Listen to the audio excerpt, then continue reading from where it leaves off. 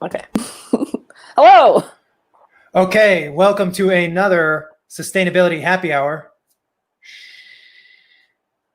I'm one of your hosts, Pat Keyes, lead scientist at the School of Global Environmental Sustainability, and this is Micah Bennett. I'm the communications specialist over at the School of Global Environmental Sustainability, also known as SoGES. I would like to point out that we are both wearing floral printed shirts today. I mean, why not? Why It's not? TGIW, am I right? Exactly. Is that a thing? I don't think that's a thing. It is now. It is now. Okay, I like it. We can do whatever we want on this show. Well, I mean, sort of within reason. I mean, basically, whatever we want. This is for families, so we have to, toe the line a little bit. Are you saying kids hate floral print shirts? I think kids love It's funny that you bring this up, because this morning I actually went into my son's room and laid out very nicely, like in his doorway, was his Hawaiian shirt. He has one. I would love to, maybe I'll get him some more. He has one though, but it was laid out as though he was ready to put it on, but then like decided against, but didn't want to move it. So it was like, I don't know, it was just funny. I was like, I saw he was wearing a shirt when he left this morning, so I know he was clothed, but he just opted out today. Maybe he didn't know TGIW didn't kind of trickle down to the 5-year-old crowd. Kids don't know. Kids don't know. Okay. Okay. Well, today we are having a fantastic guest, Julie Kallenberger from the Colorado Water Center, and she'll be joining us in a few minutes. But kind of on that note, we thought we'd try and have some fun facts about water. So do you have a fun fact about water, Micah? I prepared my fun fact without thinking about that, like a silly goose. But my fun fact is it does kind of have to do with water. It's more of a show and tell. I present to you these tomatoes, which I grew. Wow. You may remember a few weeks ago when my fun fact was the fact that I started a garden. I now have fruits of my labor to show from it. That's great. This one, unfortunately, has bloom rot on the bottom, which my mother, the master gardener, informed me is due to uneven watering. And it's because I have them in pots. She is not invited to come to my garden. It's because I had my tomato plants in pots in big containers, and they dry out too fast. And so they get really dry, and then I soak them, and then they get really dry again, and I soak them, and that leads to this. But you can still eat it, and I plan to. Yeah, okay. But I guess that relates to water, because I'm fairly certain that tomatoes are kind of a water-intensive crop. They're pretty water-intensive, yeah. Because they're so juicy. And they are delicious. So that's my fun fact. That's great. So I wrote down like 6 different fun facts about water last week, because I was like, I keep forgetting to have fun facts. And then I forgot where I wrote down my list of fun facts. I'm a failure. So let me see if I can remember one of them. Okay, here's one. I have swam in the water around every continent except Australia and Antarctica. Wow. So I thought that was kind of cool. That is. I was thinking about like the rivers that I've been to and that sort of thing. And I was like, wow, I've actually been in a bunch of rivers. I've actually tipped over a bunch of boats in a lot of different rivers too. Now, are you counting like, you're talking about the like oceans around all the continents, or like fresh and like lakes like freshwater bodies? Very cool. Oh, I remembered another one. I've almost flipped over a Zodiac boat twice. What is a while Zodiac boating boat? Around, like a little like outboard motor, like Actually, one of them wasn't my fault, but one of them was definitely my fault. And they were just both because I'm not a very good boatsman. Well, you can't be great at everything. You can't be great at everything. Okay, without further ado, let's talk about some water news. Yes. Today I've got kind of a fun and cool kind of good news article. This is titled, "This Tech is Bringing Water to Navajo Nation by Pulling It Out of the Air." And I have never heard of this before. This is a company called Zero Mass Water, and they make what are called hydro panels. And these panels kind of look like solar panels, and they use sunlight to absorb water vapor from the air, and they pull that water vapor in and turn it into water. Wow. And the Navajo Nation, running water is scarce, and COVID-19 is surging, partially because without running water, it's actually very hard to wash your hands, like the guidelines are telling us to do. And so this hydro panel can pull moisture from the air, connect to a tap inside the home, and provide up to 10 liters of water a day. That's about 20 16-ounce water bottles. So if you've got any like SoGES water bottles, that's 16 of those. Wow. And are you familiar with this type of technology at all? Because I was not. I'm not familiar with like a panel-based technology like this. I've seen things that are like fog harvesters. So there's all sorts of technologies out there. Like you have a big mesh screen, and then that's a way to actually kind of extract moisture from like fog, like low clouds. And so I know that's used in places where that makes sense, like arid places that for some reason have kind of condensation and clouds forming. But I have not heard about this. This is pretty neat. And I think I'd have to reread it to be for sure, but I think that it said they can work in places with up to as low as 10% humidity. Wow. So you don't have to be in the rainforest for it to work. Yeah. Which is really cool. And it said, oh, go ahead. No, please. Well, I was just going to say, I tried to figure out how it worked a little bit because this article doesn't cover that very well. And it says using solar PV, this hydro panel takes an ambient air via fans and collects water vapor from the air onto a hygroscopic material. Not entirely sure what that means. With heat from the sun, it converts water vapor collected into liquid water and purifies it, and then it's mineralized with magnesium and calcium so that it tastes good. Okay. Yeah. So, yeah, really interesting. That's and really cool. It looks like they've been working with the Navajo Nation, some of the chapter leaders. There's 110 chapters. They started working with them, I think 3 years ago. So before this started, before COVID started. So yeah, very interesting. Yeah, that's super interesting. I maybe next show I'll do some background research and figure out how this actually works, because I've never heard of this. This is really cool. Yeah, that's really cool. Okay, well, on that note, we don't have a ton of news this week. We'll bring Julie out. Julie, are you ready? Thumbs up, thumbs down, thumbs up. She's ready. Okay, we'll go back to this. Go back to this. Ready, set, go. Hello. Hey everyone, how are you? Welcome, thank you. So, welcome to the Sustainability Happy Hour, Julie. Thanks for having me. What a fun Whatever beverage you have, cheers. I am drinking water appropriately today. Cheers. That is a good call. That is a very good call. Did you get it through a hydro panel? I did not. I did not. It actually ask. came from the refrigerator. The refrigerator, okay. Yeah, we're lucky like that here. We are. Yeah, it's true, actually. I personally prefer room temperature water over refrigerated water. The colder, the better for me. No, it hurts my teeth. Really? Yeah. I know a lot of people like that. They like room temperature, or even warm water, or flavored water. I mean, I wouldn't go as far to say I like warm water, but to each their own. Exactly. Absolutely. Okay, so Julie, so Julie's affiliated with the Colorado Water Center, but beyond that, I know you wear many hats. So I was hoping that maybe you could introduce yourself a bit and sort of say what you do at the Water Center. Sure. Yeah, so that's a true statement. Many hats.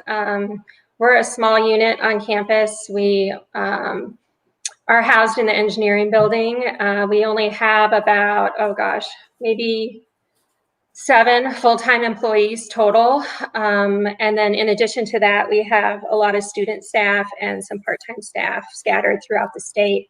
So in our immediate office, we're actually really small. I think there's about 5 of us right now. And so we really rely on students, both undergraduate and graduate students, to accomplish our work. But yeah, right now, I mainly focus on our educational programs at the center. And then I also do a lot of our outreach programming, and we do a lot of group facilitation around water, since it's such a contentious topic. We've found that having a non-biased viewpoint helps with bringing different groups together to help with that. And so we have several different groups that we work with in that sphere, and so I'm engaged in that as well. So lots of different hats, and then yeah, underneath all those umbrellas are other different things. Okay, so how did you get into this? So I know you've been working with the Water Center for a while now. Yeah. But I guess, what's your background? Like, how did you, like, kind of, what did you do maybe at college, and then how did you get to be pretty central to the Water Center now? Yeah, so I actually did not plan on getting into water until I moved to Colorado. My undergraduate is from South Dakota State. That's where I grew up, and did my undergraduate there in environmental management. It was pretty general, but I actually thought I was going to get into wildlife management. And then I decided to move to Colorado, my husband and I. And once I got here, I started, I worked in a little bit of that sphere. I worked for USDA and APHIS. And then I started hearing more about how important water is. What's APHIS? What's APHIS? APHIS, the Animal Plant Health and Inspection Service. It's a unit under USDA. And then I also did some work with ARS as well. So I spent a lot of my time in the federal sphere. And then when I came to Colorado, I learned how important water is here. We definitely did not have those same issues growing up in South Dakota that we have. Yeah, fair. So I grew up in Oregon, so I think about like water kind of shortages or scarcity, I think about a different kind of water shortage. Like, maybe we can only water our grass, 6 days of the week instead of 7, or something like that. Yeah, we were just on a road trip up through Montana and Wyoming, and even just that is amazingly different than what we have here in Colorado in terms of the amount of water and how big the rivers are and stuff. It's definitely a different lifestyle. And absolutely. So. And in case you didn't know, actually, so here in Fort Collins, we're part of a larger kind of conglomeration of cities and towns that comprise kind of the Front Range communities. So Fort Collins, Loveland, Boulder, Denver, I'm going to forget a bunch, Colorado Springs. Some people also include like Cheyenne and Pueblo, that's sort of the edges. But a lot of the water that some of these Front Range communities get actually comes from the other side of the mountains. And so a big giant tunnel was built through the Rockies. I don't know when that was, probably in the 40s. Mm-hmm. Yeah. And so a bunch of water that we get actually comes from the Colorado River watershed on the other side of the Rockies, that brings it over to this side and puts it in to our reservoirs. And so I know we get here in Fort Collins, we get a fair amount of our water that way. But even Boulder gets supplemented that way too. And so a lot of people don't know about that, but that's such a huge project. And I bet if you were to try and describe that now, like, hey, I've got an idea. Let's blast a giant tunnel under the Rockies and then bring water from the western side over here. What do you guys think? That's going to be a great idea. Everybody's going to love it. Yeah. I mean, can you imagine trying to do that now? No, it would not fly today. It looks completely different. So yeah, we get about, I was just going to say, we get about 65% of the water in the Poudre River, which is in our backyard, comes from the Colorado Big Thompson Project, which is the project that Pat is referring to. Yeah, I don't know. I just I imagine like a modern day pitch for that project, and like some consulting company, and just the person getting laughed out of the room for all sorts of reasons. But okay, so Julie, I was wondering, Julie, if you could, we were talking about so I'm not from Colorado either. I'm from Wisconsin, where we also don't have the same types of water issues. There's water everywhere. And when I came to school here, I took some classes about water management and learned about the differences, the way that we manage water in the West. And I was just wondering if you could explain the difference between prior appropriation and whatever the other one is. It's probably the riparian system is what was, yeah. Okay. So under the riparian system, which is traditional to the Western United States, that is where the water is tied to the land. So a lot of the land that is adjacent to a river they're tied together. They can't be separated. But in Colorado, it's different. We have a system called the Doctrine of Prior Appropriation. It's written into the state constitution, and it is a first in time, first in right setup. So basically, the people who were here first got to claim what's called a senior water right, and then the people that became behind them got the next in line and the next in line. And so what happens in years of shortage is not everybody's going to get their water. And so there's a priority system, and that is a very complex system, a complex legal system. We actually have a water court here in Colorado where you have to go to water court specifically. There's a judge that helps determine if you're wanting to change a water right or from a different use or a different person, then you have to go to water court and have that go through the system. It's very complex, time consuming, expensive. Engineers and lawyers love it. But yeah, it's quite a different system. And so you're saying that, like, if I own land in Colorado, but I got here later, I'm not a senior water right holder, and I want to divert water from it, like, it's on my land, I own the property. But if we're in a drought, I'm not allowed to do that. Well, chances are, if you have a river running through your property, you don't own the water at all, because, well, the public owns the water in Colorado, but users have the right to use it, and you have to put it to what's considered a beneficial use. And so unless you have, maybe you're irrigating crops on your land, you would apply for agricultural water right. And so you have to have a very specific intended use for that water. You can't just use it. I can't just build a giant pool and continually fill it with river water. You can't do that. No. No. In fact, it wasn't even. I feel like that could be a beneficial use. It's benefiting me. Right. Yeah. So, yeah, it's a very complex system. And in fact, rainwater harvesting wasn't even legal in Colorado until I think 2015 is when that changed. Yeah, it was just a few years ago. And so that happened. Yeah. And there's still some pretty tight restrictions around what's allowed under rainwater harvesting. And so, yeah, there's every drop of water in Colorado belongs to somebody who's already dedicated a use to that. And so, in fact, most of the rivers are already over appropriated, which means there's more people in line for water rights than there is water.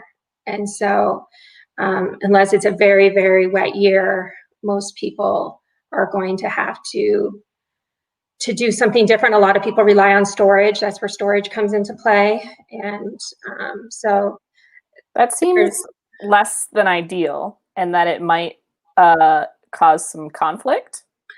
Very much so. It's caused conflict for decades. And you were talking about that part of what the Water Center does is some facilitation for that conflict. Correct. Yeah. So we will.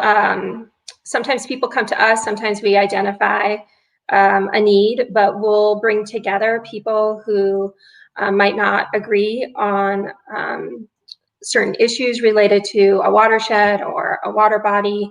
And we'll work with them to start to develop relationships and trust, and ultimately working together to develop collaborative solutions. And so, in my small amount of time being in the water field since 2003, I have noticed a dramatic change in the shift of people's approaches and willingness to work together. And there's still definitely tension and disagreement, but it's definitely a new era, I feel, in relation to finding common solutions. And yeah, not on every topic or every project or in every instance, but definitely people are interested in coming together. They realize they have more in common than they don't. So, Well, that sounds hopeful. yeah, we've had some really good success with our Pooter Runs Through It work group. And that's a group of about 24 professionals who work on water issues in the Pooter. We got representation from all the different sectors, whether that's agriculture or municipal or the environment or recreation. And so that group has been convening since about 2012.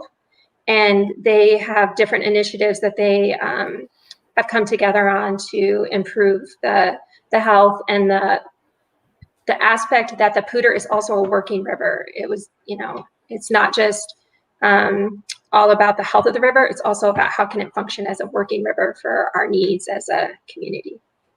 So I hear a lot about, oh, go ahead. No, I was just going to say, it's a really exciting effort. It's been a pleasure to work with that group of folks. Yeah. I've heard a lot about working forests, but I haven't really heard about that in terms of like a working river. So that's interesting. Yeah, most of our rivers are that way. If you think about it, that they're working to irrigate our crops, they're working to provide us with drinking water, our industry, making beer. Just everything that we do is relying upon our rivers. Just to orient everybody, because maybe not everybody's familiar with the watershed that we find ourselves in. This is, you might think that this is like the Cache la Poudre River or a watershed or the something like that. I can't speak French, but it's not that. We for some reason somebody said let's keep the first part of the French pronunciation, but definitely not the second part. So it's the Cache la Poudre watershed. We can see that it's up here in the northern part of Colorado, and it kind of some of the tributaries come from Wyoming, north of Colorado, but it's just this little watershed. So when Julie was talking earlier about how some of the water comes from the other side of the mountains from the Big Thompson project, that big pipe is carrying water over or underneath the mountains and then piping it up to this watershed to fill some of these reservoirs. But just to orient everybody, this is kind of the spatial kind of footprint of what the watershed looks like. It's interesting that we've delineated Colorado into a very nice square instead of maybe like the shape of a major watershed. Like maybe that would have been easier to govern. Who knows? Well, that was actually one of the, I think this was John Wesley Powell's idea, right? Which was, he's one of the, settler explorers early in kind of the history of the exploration of the Western United States on the part of American settlers. And the idea, his kind of conclusion was that it's way too dry out there to have anything like the states that we have on the eastern part of the country. The only way that we're going to have any sensible policy around agriculture, et cetera, is if the states are essentially built around watersheds. And that, so like you would have the Colorado state, that's not this Colorado, that's this strange rectangle, but the entire Colorado basin. That's right? Yeah, Julie? yeah. And there's a lot of interesting reading done about the settlement of Colorado and how they thought it was unfit for habitation. And, the descriptions of early folks coming to this area make it quite grim. But, there's actually been a lot of work done around boundaries. And Micah, to your point about, how do you govern across states? How do you govern across watersheds? How do you govern across countries? Our relationship with Mexico and whatnot. It's fascinating. There's so many different layers of how that all works. And with Colorado, we're a headwater state. So we have a huge responsibility to our downstream neighbors on both the Colorado River Basin side, the South Platte, the Republican, the Rio. All those rivers are being delivered to other states. And so we are very unique. In Colorado, the green comes through into the state for just a tiny bit and then it exits. But other than that, all of our water is leaving the state. It's leaving Colorado for sure. Bye. Yeah. And we have a legal obligation to deliver that. So Yeah, there's been talk about renegotiating some of those contracts. And back to your point of how would that ever happen in today's era? Probably not. We have to learn to work within the system that we have. But building on that, I was actually curious. So I'm still looking at this map. Sorry, I love maps. Mm-hmm. So I'm still looking at this map. And right, can you see the mouse, the arrow? Mm-hmm. Yeah. So if I'm not mistaken, this might not be white for very much longer, right? This might be blue pretty soon. I'm not sure I'm trying to. I'm thinking of what's the name of the potential new reservoir. Oh, Northern Integrated Supply Project, NISP. Yeah, exactly. So NISP, and part of that system includes a new reservoir that's north of. This is the Horsetooth Reservoir right here, and NISP would include a potentially new reservoir north of that. Is the water center involved in that at all? To a degree. We work closely with the folks at Northern Water, who are the purveyors of that project. They are, I think there's 15 participating entities, municipalities growing, communities along the Front Range that are participants in that project. And Northern Water is the one that is has proposed that particular project. And there's actually two reservoirs. So there'll be Gailton Reservoir, which will be like north of Greeley. And then there will be like down here. Yeah, yep. And then there will also be the reservoir up top, Glade Reservoir, which is Glade Reservoir. That's what I was towards thinking. The mouth of the Poudre Canyon. And I see, okay.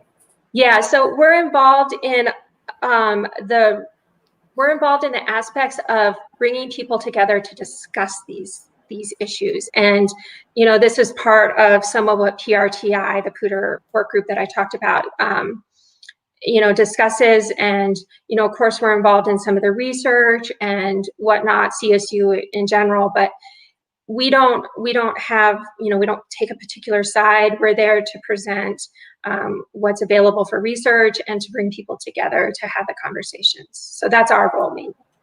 I mean, that's honestly though, that's such a critical and kind of amazing spot to fill, especially in a field or a topic or whatever water is, because water is so cross-cutting, to have that sort of dedicated group of people that are there to inform and provide space, because sometimes that's what some of these contentious issues really need, is a space where everybody can come sit down, get everything out on the table, and then that's when you can start to kind of put the pieces back together. But there's not always kind of this unbiased or impartial entity. So that's fantastic that the Colorado Water Center can do that. I did have a question though, because it was, what was it, a few years ago that maybe, I think it was the Colorado Water Institute merged with, what was the previous one? The other one? Colorado Water Institute? The CSU Water Center. Yeah. Okay, so can you tell us a little bit about that? Sure. I was confused, but I've just sort of accepted it. It's like, okay, that's You're not the only one. Okay, all right. You're not the only one.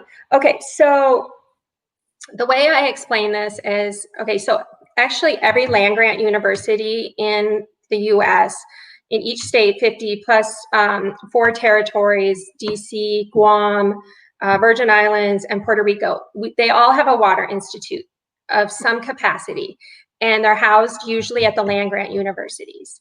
And so that's where the Colorado Water Institute came. And that was based out of, let's see, the 1864 Act, the 1984 Act, sorry. We believe you either way. Yeah, that established these water institutes. And so the mission was actually to serve the entire state that you service, but you're just housed at the land grant. So CWI, which we call it the Colorado Water Institute, works with higher ed throughout the entire state. So we're working with folks from Mesa State, Metro, CU, DU, all the people that are all doing work in water in higher education. And we offer grants, we partner on research projects, we have different relationships with those entities. And then on top of that, CSU has such a broad history and area of expertise for water. So long time ago, the folks at CSU said, well, let's have a water center that's specific to Colorado State University. So for a long time, there was the two. There was the Colorado Water Institute, and then there was the CSU Water Center. And the Institute's older, it's like 55 years old, I think. And then the Water Center, the CSU Water Center is like, I don't know, 20 years old or so. But the thing with it is there was never really any funding to operate the Water Center at CSU. And it wasn't until 2013 the CSU administration said, hey, let's put some base funding towards the CSU Water Center. And that's where we really developed our partnership with you guys over at SoGES. And then, of course, we work closely with the Institute. And so there was just kind of this relationship of, it's really kind of messy, but it made sense at the same time. But then, oh gosh, it must have been about 2 years ago now, year and a half, we said, hey, let's combine, go under one name, have one website, one mission, even though the mission hasn't changed for the Institute. They still serve all of Colorado and beyond. So we kind of just consolidated in a way, but there's still a lot of behind the scenes intricacies that are separate. Like, for example, our grant program at CSU is only available to CSU people, whereas the grant money that we get from the state is available to anybody in higher ed to apply for. So there's just little nuances like that we're still, you know, we operate just kind of slightly different, but we are now the Colorado Water Center. Cool. Now that kind of leads me into my next question / topic.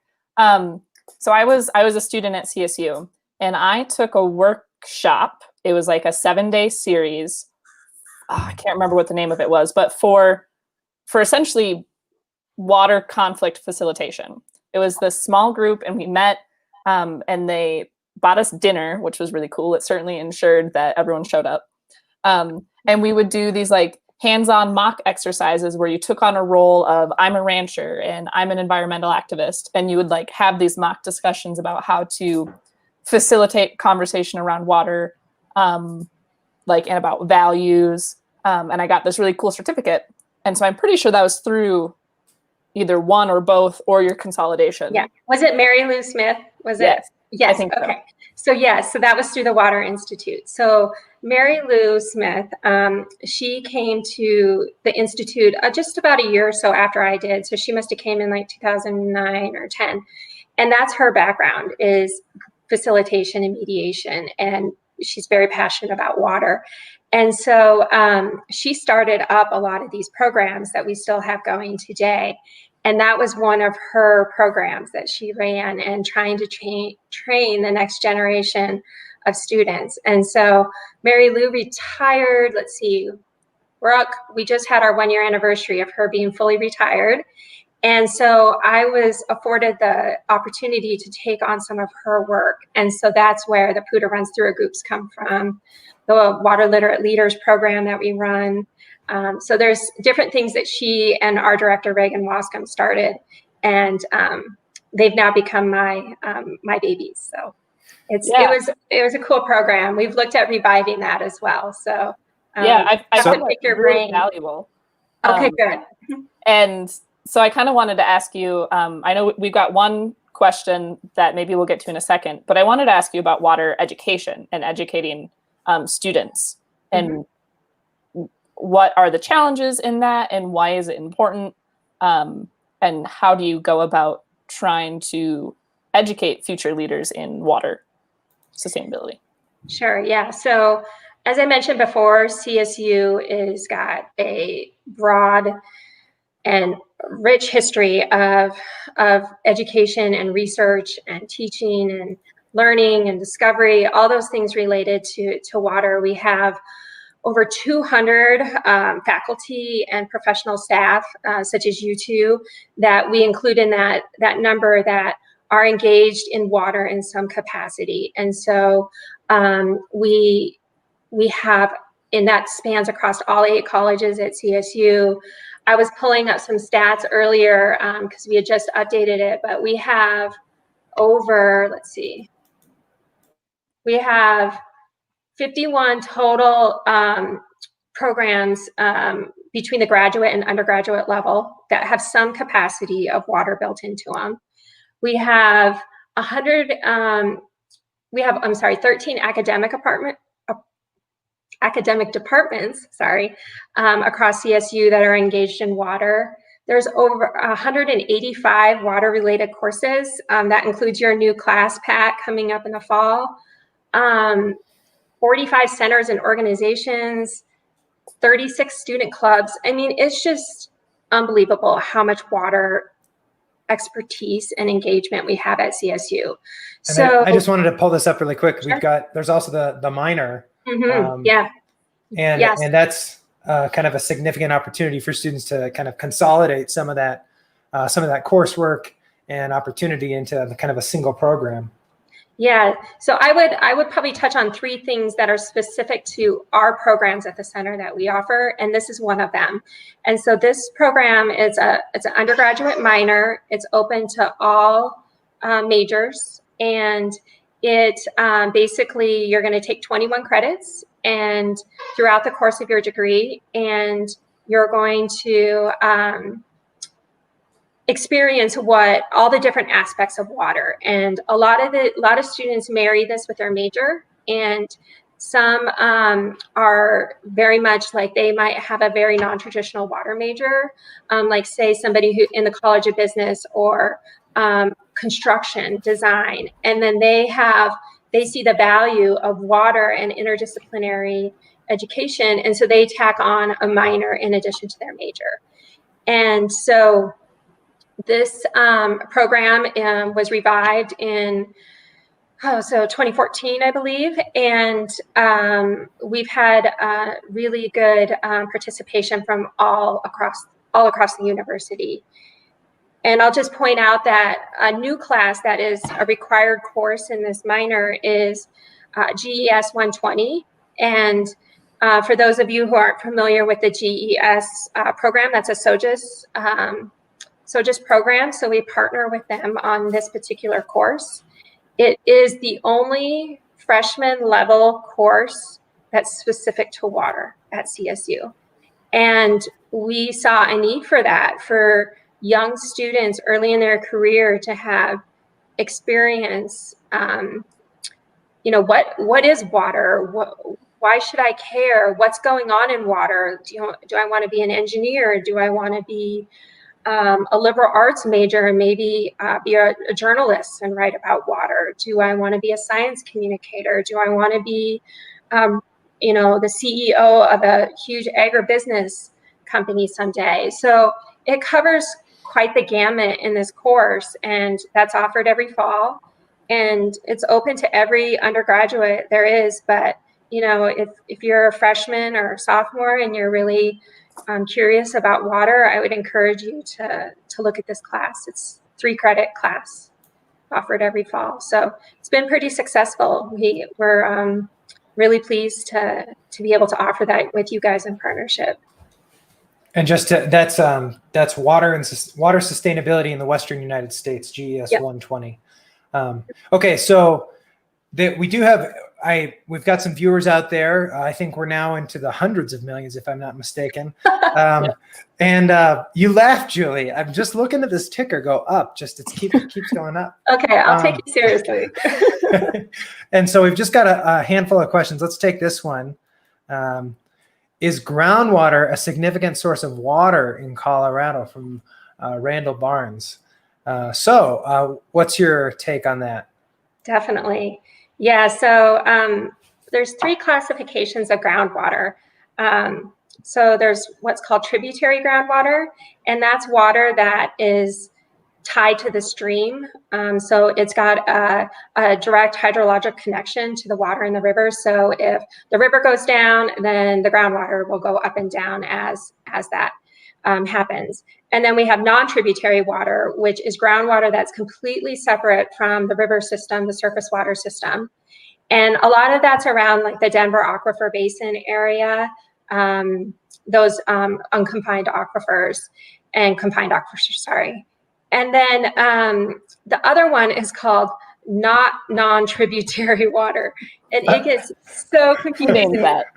And that is water. Oh gosh. I have a book, a water law book. I literally have to look it up every time to get the I was just going to ask, those sound like policy distinctions. So are those very much like kind of legal categories of water? Oh, definitely. We have a whole separate system in the state that oversees groundwater. The water rights are still administered through the state engineer's office, same as surface water rights. But, you know, back to our conversation earlier about water law and our water system, that's what a lot of the court cases are about, is how will this impact groundwater and groundwater rights? How will they impact surface water rights? And because there's such a direct tie. I would have to look up the percentage. I don't know it off the top of my head about how much surface water versus groundwater we have, but we do have the whole Ogallala Aquifer out in eastern Colorado. We share that with 8 different states, and there's an interesting project out there if you want to look it up. It's the Ogallala CAP project is what it's called. It's a program through USDA, and so they're looking at how to better manage the Ogallala in particular, because that is such a huge resource for eastern Colorado and up all the way from the Dakotas down to Texas. And so I can share that link with you afterwards if you like, if people don't want to Google it. So, and it's on the Water Center website as well. Cool. Yeah, that would be great if you could send us the link. We'll put up in the description of the YouTube video, we'll put up a link to the stuff that we talk about today, so people can absolutely revisit it later. Well, we're getting towards the end of our time. So I wanted to ask you if there's anything else that you want to make sure that we touch on that we didn't cover. Sure. I just want to give one shout out to our graduate seminar that we offer every fall. It's a 1-credit seminar, and it's mainly geared towards upper freshmen and graduate students, but you can, anybody can attend. So if you see one particular week that you want to tune in, we're doing all online this fall, and it's Mondays from 4 to 5. And this particular session is focused on water law and policy, and so very timely for the conversation. Is this right? Is this right here? Yes, yes. Okay.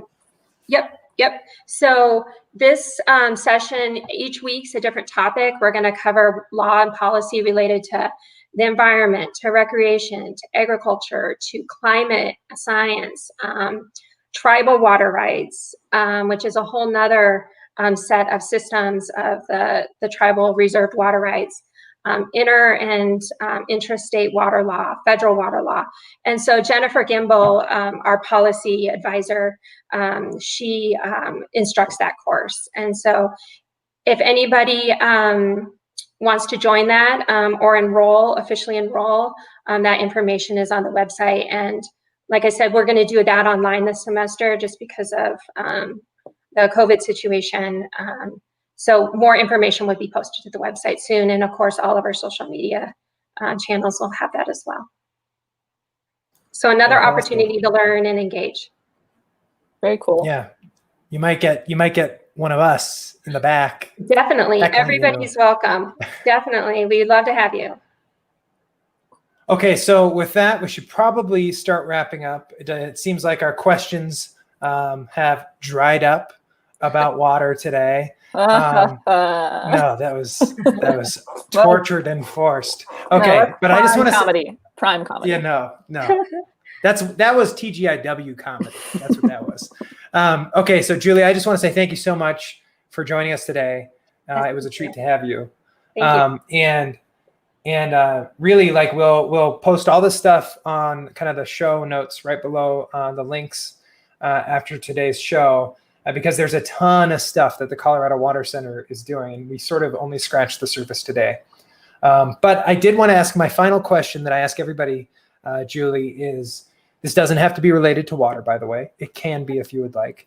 But during this whole kind of like crazy time of lockdown, and then we're sort of kind of locked down, but just make sure you wear a mask. But this whole crazy time since March, what is like one thing that has been, I don't know, like a bright spot, like a hopeful point or something that's been positive? It doesn't have to be about sustainability or water or anything, just kind of something that you've come across that's been like a nice, happy thing. Maybe you found a really nice new floral print shirt. Just saying. Shopping online. They said that sales for tops went up, but once all this started happening, so baby flowered shirts are included in that. I guess, I've been asked this question before, and I feel like my response might be a little cliche, but I think it's allowed me to be more present in at the home. I felt like before COVID, we are all very, very busy and a lot of demands, and it's hard to say no to things. And I feel like COVID in a way has slowed down time, and I appreciate that very much. I always welcome slow down time. That's great. Mm-hmm. Okay, well then on that positive note, we'll say one more thank you, Julie. Thank you for joining us today. Thank you. We'll say toodaloo for now. Take care, everyone. Thanks, Julie. Yeah. Okay. We've just got a couple of SoGES items to wrap up. We're done. Let's do it. The first one is that the SWIN minor, the Sustainable Water Interdisciplinary minor that we were just talking about with Julie, is one of 4 SoGES minors that you can register for if you are an undergraduate student. There's the Global Environmental Sustainability minor. That's our big main one. There's the Sustainable Energy minor, and there's the minor of Sustainability's Role in Peace and Reconciliation. So if you go to the SoGES website, you can learn more information about all of those. This is a test to see if I can navigate to the SoGES website. School is just around the corner, so it's a good time to start thinking about those. And then, the only other thing is with fall semester being just around the corner, we just kind of, at least I kind of want to, put it out there that we're really excited to get back to engaging with our students and our faculty and our staff in some capacity on campus. And then there's definitely still going to be a big online presence. So we're just really looking forward to, whether it's virtually or a hybrid, getting back with you all. Totally. And we're also, getting our event schedule for the semester rolling. So there's definitely going to be an online component to a lot of those, but we want to make sure we're still engaging with all of you. Keep an eye on the SoGES event calendar for what fun things we have in store. Well, we can't, and the finale is that we finally got our act together. I feel like we need to have like drum roll and some like explosions or something. And we set up, here we go, a email sign up. Look at that. Wow. I say Micah did all the hard work. And Ryan, our web guy. And our web guru. But now, although the only way to get to this is probably through Twitter right now. Micah said, or we can update the show notes below the YouTube and Facebook pages so that you can actually sign up. And we promise we will not be spamming you with anything. It'll be just about shh. Just shh. In fact, if you want more SoGES general things, you're going to have to go sign up for our other mailing list. This is just for Sustainability Happy Hour. Right. And so, but this way we can have sort of, I know email lists kind of are boring, but they're helpful. But they're helpful. So we're realizing that there's enough different, our hundreds of billions of followers are spread across so many different social media platforms that we needed something that was centralized. And so this is just one way we're going to do it. And we're still playing around with how we might have like a landing page for this content separate from YouTube or whatever, but we'll see. At a minimum, though, we're hopeful that you can sign up here and then you can get some updates about when we're going to do our next show. We're still playing around with the next guest in terms of who it's going to be, but suffice it to say it will be 2 weeks from this Friday or 2 weeks from Wednesday. What did we decide? We haven't decided exactly what day. I guess you're going to have to sign up on the email list to know, be on your huh? toes. Yeah, sign up. Okay, so we'll make sure that this is available on the notes. And I think with that, that's another TGIW. That's another TGIW in the books. My goodness. Okay. All right. Well, Thanks for tuning in, everyone. Okay. Have a great rest of your week.